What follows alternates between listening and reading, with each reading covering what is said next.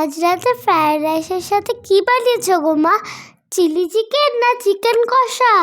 সব সময় বুঝি চিকেন আর চিলি চিকেন খেলেই হবে? আজকে একটা নানা রকম সবজি দিয়ে একটা দারুণ টেস্টি খাবার বানাবো, খেয়ে বলবি কেমন হলো। কই বানাও দেখি, কি খাবার? এই তো বাঁধাকপি, ফুলকপি, গাজর, ক্যাপসিকাম আর কাঁচা লঙ্কা মিক্সির মধ্যে দিয়ে এরকম চপ করে নিতে হবে। তারপর এর সাথে দিতে হবে নুন। তারপরে এইভাবে হাতে করে চেপে চেপে জলটা কিন্তু ফেলে দিতে হবে। এরপর দিয়ে দিচ্ছি 2 থেকে 3 চামচের মতো কর্নফ্লাওয়ার, 2 চামচ রুল ময়দা, হাফ চামচের মতো গোলমরিচের গুঁড়ো আর দিতে হবে স্বাদ অনুযায়ী নুন। তারপর হাত দিয়ে ভালোভাবে মেখে নিতে হবে। এরকমভাবে মাখা হয়ে গেলে হাত দিয়ে গোল গোল করে ঠিক পকোড়ার মতো গোল শেপ দিয়ে বলের মতো বানিয়ে নিতে হবে। সব কটা বানানো আমার এখানে হয়ে গেছে। এবার আমি গ্যাসের মধ্যে একটা কড়াই বসিয়ে দিচ্ছি আর কড়াইয়ের মধ্যে দিচ্ছি সাদা তেল।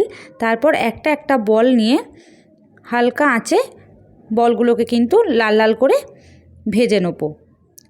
এক পিঠ ভাজা হয়ে গেলে এইভাবে 2 পিঠে উল্টে দিয়ে সব কটা বলকেই আমি এখানে ভেজে তুলে রাখছি। এবার ওই একই তেলের মধ্যে আগে থেকেই কেটে রাখা ক্যাপসিকামগুলো দিয়ে দিচ্ছি। ক্যাপসিকামগুলো কিন্তু একটু বড় করে কেটে নিতে হবে আর পেঁয়াজগুলো এভাবে একটু কুচো করে কেটে নিতে হবে। পেঁয়াজগুলোও দিয়ে দিচ্ছি। একটু ভাজা হয়ে যাবার পর দিচ্ছি 1 চামচের মতো ঝাল লঙ্কার গুঁড়ো। এবার দিচ্ছি 3 চামচের মতো টমেটো সস, 2 চামচের মতো সয়া সস। এবার কিছু টমেটো কেটে এখানে আমি দিয়ে দিলাম। এবার একটু নেড়ে চেড়ে দিয়ে দিচ্ছি 2 চামচ কর্নফ্লাওয়ার, আগে থেকে এখানে আমি গুলে রেখেছিলাম, সেটাও এখানে দিয়ে দিলাম। দিচ্ছি স্বাদ অনুযায়ী নুন আর কয়েকটা চেরা কাঁচা লঙ্কা। এবার পকোড়ার সাথে গ্রেভিটা একটু ফুটতে দিয়ে এরকম মাখা মাখা হয়ে গেলেই নামিয়ে নিন।